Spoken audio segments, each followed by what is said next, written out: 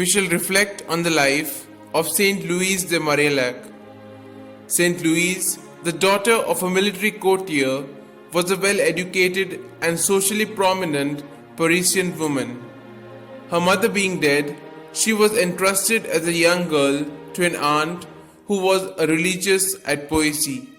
At the age of 16, she felt a strong desire to join the poor class, but poor health intervened, and 5 years later she was married to Antoine Legarce, a secretary to the Queen Marie de Médicis, and bore him a son named Michael.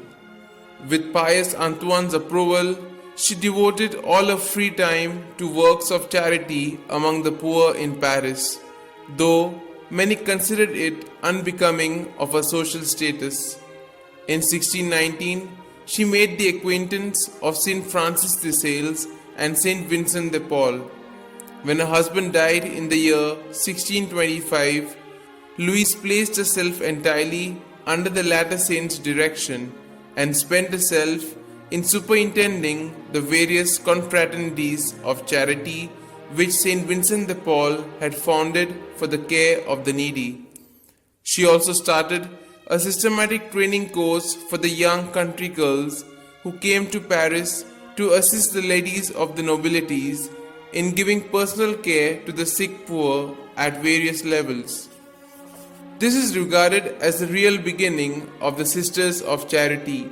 For their benefit, St. Vincent de Paul began his famous spiritual conferences in the year 1634, which continued for 25 years. For 12 years, there was no written rule or constitution, and no official approval was sought for the new order. At a time when it was unheard of for nuns not to be enclosed, the services of these sisters were urgently needed in the slums and hospitals. St. Vincent wanted the fear of the God to be their enclosure, holy modesty their veil, the parish church their chapel, and a hired room their cell, and charitable works their office. As their habit, the sisters adopted the blue-grey dress and white linen cornet of the peasant women of the Isle de France.